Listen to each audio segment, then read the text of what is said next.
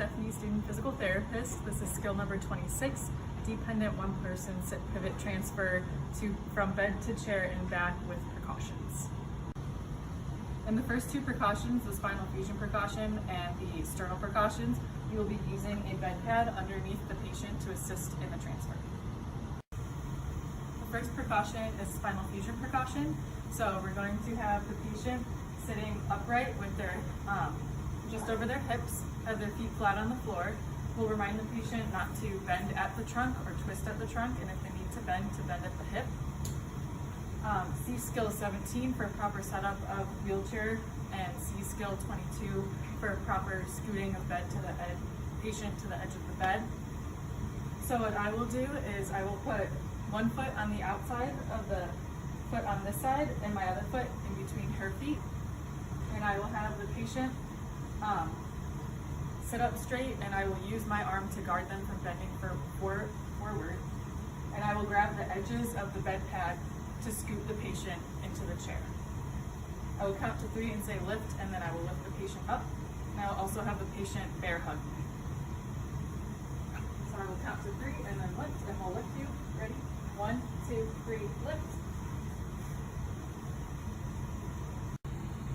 And now I will transfer the patient back to the bed from the chair. So I will place my body in the same position. I will put one foot on the outside, one foot in between, and lean down, guard the patient with my arm. Ready? 1, 2, 3, lift. The next precaution is a sternal precaution. So we will have the patient sit straight up like they were before. We will have them hug a pillow across their chest, and instruct the patient to avoid bending too far forward as well as reaching too far across their body. And the body positions of the therapist will be the same as the first precaution. So I'll have one foot on the outside, one in between her feet, and I will grab the pad and I will slide her over. I'm going to count 3. 1, 2, 3, lift. And then we'll take the patient back from the chair to the bed doing the same thing. 1, 2, 3, lift.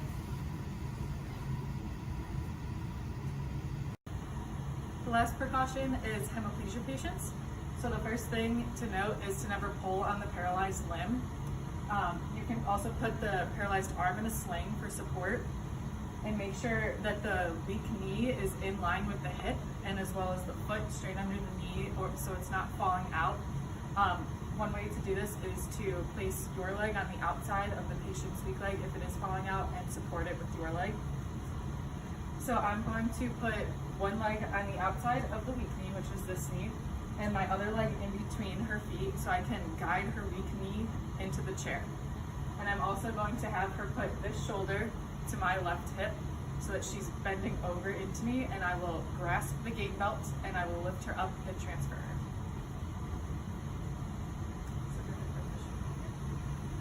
I will count to 3. 1, 2, 3, lift. Now I'll take the patient from the chair back to the bed following the same precautions. I'm going to put this shoulder here. 1, 2, 3, lift.